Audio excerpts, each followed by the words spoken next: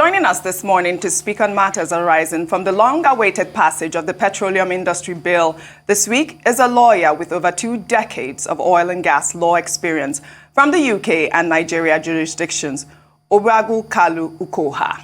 After which, former Vice President of the Nigeria Bar Association, Monday Ubani, will enlighten us on the constitutional provision on Nigeria's right to protest following clashes between the police and protesters yesterday at the Yoruba Nation rally. Then, filmmaker and actor Ramsey Noah will tell us all about his invitation to join the Academy of Motion Picture Arts and Sciences and what this means for Nollywood on the global scale. And we will review newspaper headlines from across the country. It's going to be all that and more today on The Morning Show.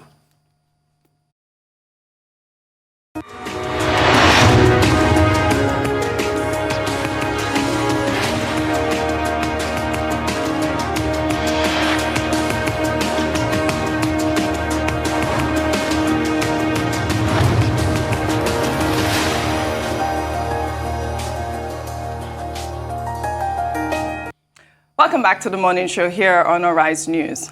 Mixed reactions have trailed the National Assembly's long-awaited passage of the Petroleum Industry Bill, as final documents of the bill were not disclosed to key stakeholders that clamored for its early passage. The new law is expected to dramatically change Nigeria's oil sector by boosting foreign investment and the country's official oil revenue, as well as loosen government control of the state-owned oil company, NNPC. It's also expected to change the terms of royalty payments by multinational oil companies and boost oil and gas exploration across the country. However, given differences in some of the clauses in the bill passed by both chambers, a joint committee of the House of Representatives and Senate will now be set up to harmonize the legislation before it's sent to President Buhari for his assent. Well, here to speak on this is oil and gas lawyer Ogbugo Kalu Ukoha. Good morning and welcome to the Morning Show. Thank you for joining us today. Good morning and thank you for having me over. All right. Well, since 2008, Nigeria has been working to improve transparency and accountability in the oil sector. Now, the long-awaited bill has finally been passed. Before now, in 2015, the Buhari administration proposed passing the PIB in various segments, forming 4 separate bills: the Petroleum Industry Governance Bill, the Fiscal Regime Bill, the Upstream and Midstream Administration Bill, and the Petroleum Host Communities Bill. Now, the Petroleum Industry Governance Bill, which was prioritized as it addresses reforms in the governance of the sector, was passed in 2018, right? But the president did not assent to it. How confident are you that this time the president will assent to this comprehensive bill? And do you think that the bill is in accordance with the expectation of the oil and gas sector? Good morning, viewers. Maybe first, we should appreciate that the oil and gas industry has a significant impact on the country's economy. It contributes about 90% of the foreign exchange earnings of Nigeria and 60% of the total income of the country. Consequently, any adverse effects on the industry would impact negatively on the government's finance. The difference between the previous attempts and now is that the 2021 PIB is an executive bill. The National Assembly, we now know, passed the Petroleum Industry Bill on 1st July 2021. And there is an industry consensus that the bill promises far-reaching reforms. It significantly commits to competition, transparency, and more importantly, certainty, which is critical to driving investments into Nigeria's oil and gas industry, especially in the face of pressure against fossil fuels. But this has been a journey of nearly 20 years. The federal government realized around 2004 that all petroleum-related laws had become obsolete. Indeed, The earliest law was 1969 and no longer globally competitive. The adoption of the National Energy Policy and the Oil and Gas Policy in 2007 signaled the very important need to then drive legislative reforms as well. Numerous unsuccessful attempts were then made to pass different laws. Unfortunately, with each failure, it heightened the uncertainty in the market. Of course, the last attempt was the 2008 PIB, which sought to break into 4 groups the law, and the PIGP was passed in 2004, but unfortunately was not assented to by the president. Unfortunately, each of these failures, as I've indicated, had the result of significantly increasing industry uncertainty. The consequence of these uncertainty resulted in the gradual withdrawal of investments by the international oil companies. And this is easily demonstrated by the fact that Nigeria's 2003 to 2007 oil reserve growth from 15 billion barrels in reserve crashed for the next years to just 500 million barrels in reserve growth. During this period, let's see what happened globally. The industry experienced volatile oil prices, advancement in technology, and aspirational transition from fossil fuels to renewables, and a very stiff competition for capital, for foreign capital. According to the Nigerian Bureau of Statistics, Nigeria only attracted 1%, less than 1% of the industry, attracted less than 1% of the total FDI into Nigeria. That's very, very low. And this has been the experience in the last 13 years within the industry. Nigeria has lost more than hundreds of billions in dollars as a result of this uncertainty. It is with this background that we can begin to celebrate the 2021 PIB as restoring industry certainty. The PIB provides governance, administrative, fiscal, and regulatory framework for the Nigerian oil and gas sector. With the new fiscal provisions, prospective investors can easily crunch the figures in making an investment decision. Indeed, the passage of the bill represents a high point in President Buhari's administration. One should also commend the drive of the Minister of State for Petroleum, Chief Timipre Silva, the cohesion between the 2 chambers of the National Assembly, and indeed the multi-stakeholder collaboration that has resulted in the passing of this law. And this process has become a reality. Clearly, even the ministerial team drew the right lessons from the institutional memory of the previous attempts. So with the elimination of the years of uncertainty, the industry is optimistic that the PIB will stimulate the much desired investments so that the country can experience expanded acreage and increased rig counts. The PIB has even triggered very ambitious forecasts of a future 4 million barrels daily production, and possibly a 40 billion oil reserve assessment. So it's with excitement that the industry receives this passage of the PIB. All right, thank you, Mr. Ukoha. We're going to have to go on a break shortly, but before we do that, I want to raise this question so that you can think about it before we go on break, so that when we come back, you can elaborate on that.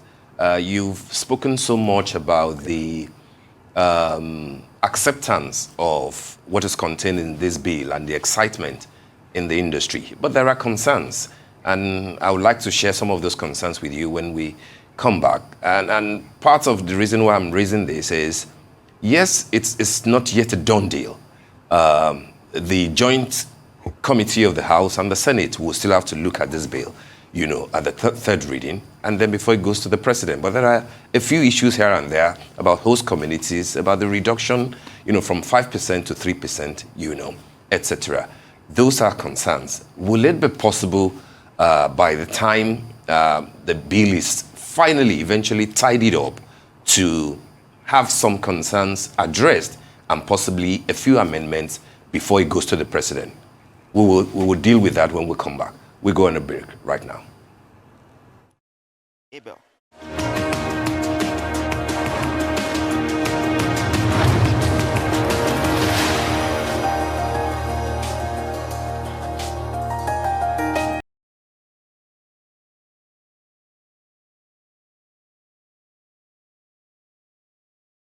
Welcome back. Still the morning show.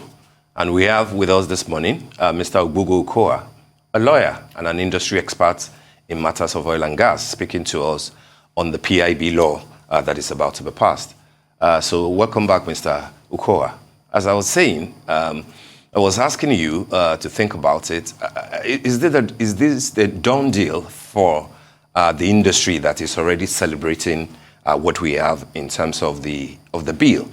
And will there be possibility of amendments as to address a few concerns that people are raising, especially as it concerns the host communities? Will this still be possible, or is it a done deal that we should just expect to fly like that?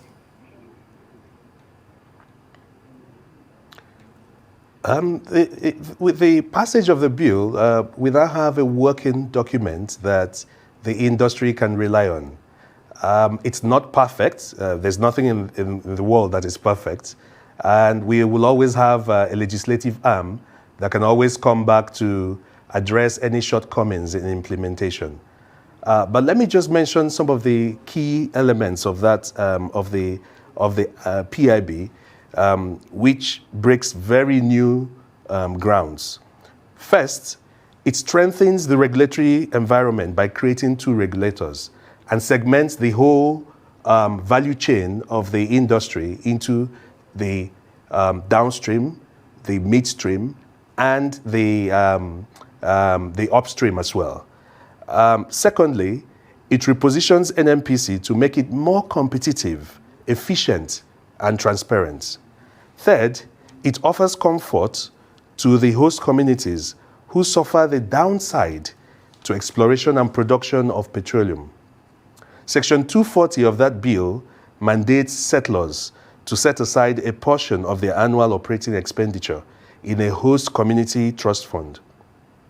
You will recall that, and you've made reference to that already, that there was a very heated debate around what particular percentage to set aside for these host community trust fund. The host communities demanded 10% of the annual profit of oil operators. The Senate passed 3% against the House of Representatives 5%. Of course, this will require harmonization. But the point to note is that prior to the passage of this PIB, international oil companies merely entered memorandums of understandings with host communities, which were often breached. The PIB, now as a positive force, now makes it mandatory and enforceable. This trust fund will be managed by the host communities who, knowing where the shoe pinches, will set and implement their own budgetary priorities. The fund is also without prejudice to the 13% derivation, as well as the 3% that accrues to NDDC. Another key element that this PIB establishes is that it creates an exploration fund for the frontier basins. This will enable an increase in reserves and assures industry sustainability. Fifth, the PIB also provides for a midstream gas infrastructure fund from 1% of both petroleum and natural gas sold wholesale. Nigeria has over 183 trillion cubic feet of proven gas reserves, which can last us for many, many decades. This fund represents a very strategic goal in many regards. For instance, within the global energy transition, gas remains a clean fuel for the future. This is why this administration plans to increase reliance on gas. Also, the power sector is critically dependent on gas supply. Nigeria's power generation, except for Kenji and Hiroro dams, are totally thermal and gas powered. And so with improved gas supply, we will soon see the past of stranded generation capacity, and there will be improved power supply. Also, the law creates an environmental remediation fund. Seventh, the fiscal provisions on royalty, rent, and tax are also very competitive. The PIB further assures market deregulation, and this is very important. It is now to be expected that subsidies, which is the big elephant in the room, will gradually become history. And so there are numerous highlights of this PIB. Like I said, it's far-reaching. It even prohibits gas flaring. And so these are some of the highlights of the PIB. And like I said, there is excitement within the industry that it now will be the basis for an increased investment. All right. You mentioned the host communities. Many have said that, the 3% equity that they have said that will be shared is not enough. I would love your analysis on that. Sorry, can you say that again? Well, you've just mentioned the host communities. We were talking about the equity shares for the host communities. A lot of analysts have said that, the 3% that will be allocated to the host communities is not enough. In the past, there have been issues of community representation as well. I don't know if this bill has addressed all of that or has properly addressed that.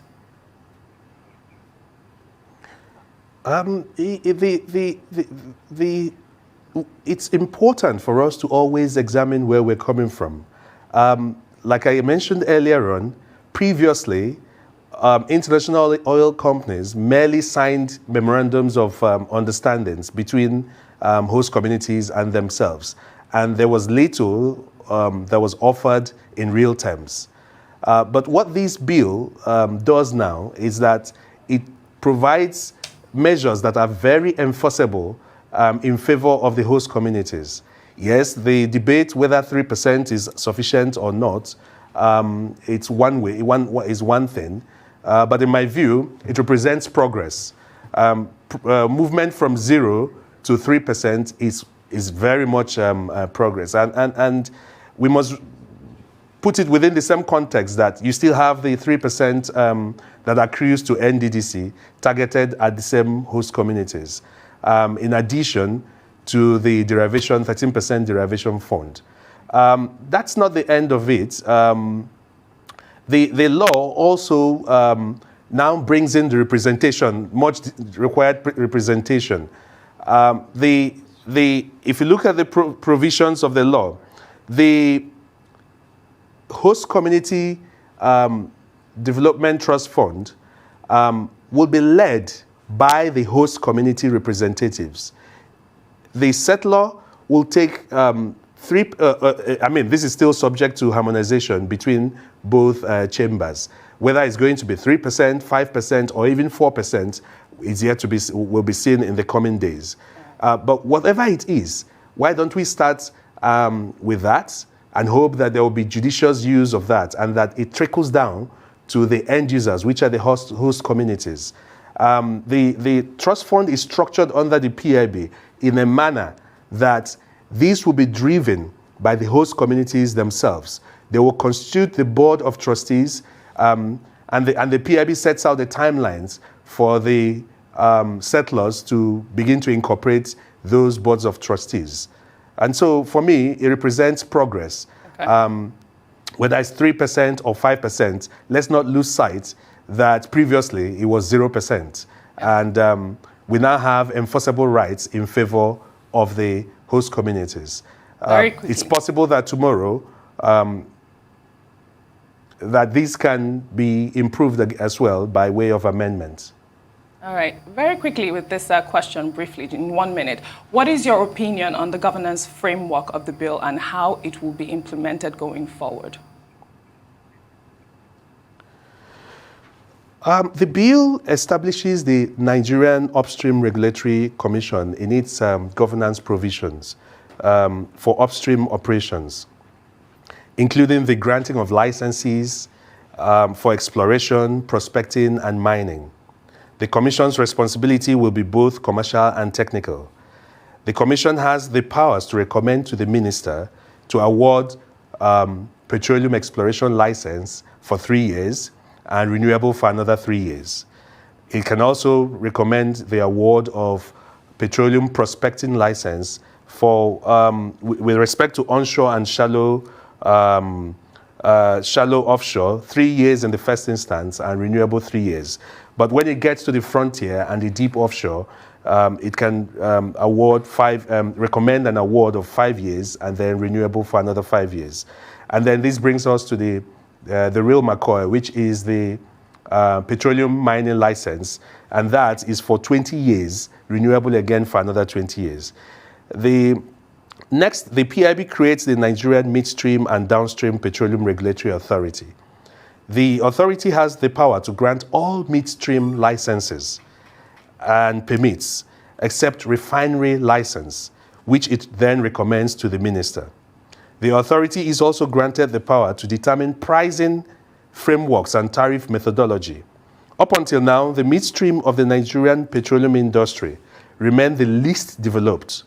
With increased focus, this portion of the petroleum value chain can now be expanded. Increased investment will lead to the emergence of refineries, fertilizer and phosphate industries along that value chain. The authority will also regulate the retail end of the industry, as well as the Gas Development Fund, which is incorporated separately.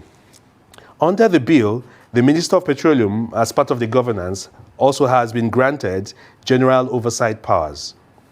NMPC will then evolve from being a government parastatal to becoming a commercially viable business incorporated under the CAMA.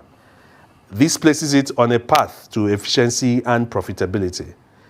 These new institutions will subsume what we hitherto knew as the DPR, PPRA, and Petroleum Equalization Fund, because with the deregulation, there will no longer be the need to equalize or subsidize petroleum prices. So those are the governance provisions that the PIB makes. Well, thank you very much, Mr. Ogbugo. You have been a pleasure on this segment and quite enlightening.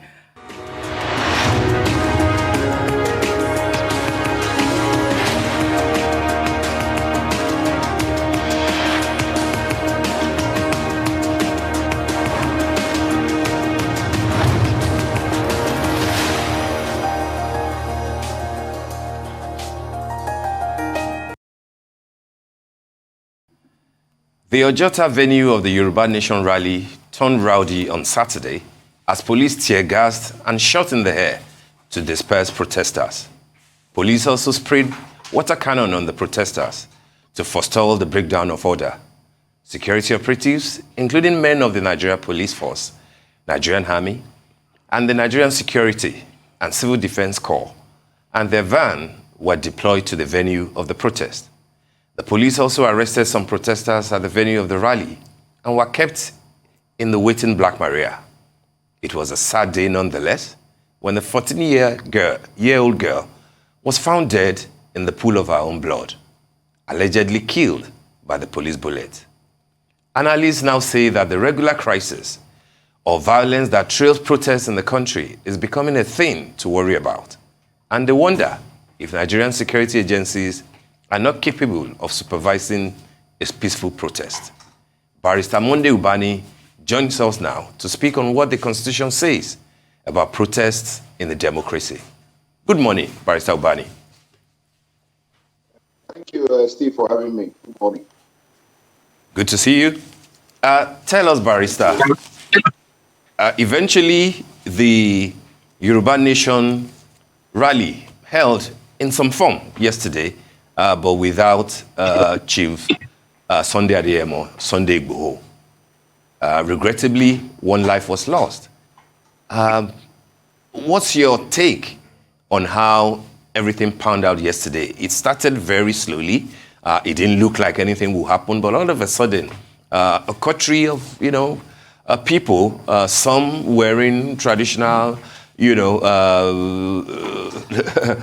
attires, basically, oozing out the Yorubaness in them, demanding a Yoruba nation without Sunday Igboho, and then things turn awry. What's your assessment of what happened yesterday, and where are we in terms of law and order and the interpretation of the law? Yeah, thank you once again for having me. I want to stress the fact that what happened yesterday was clearly unfortunate.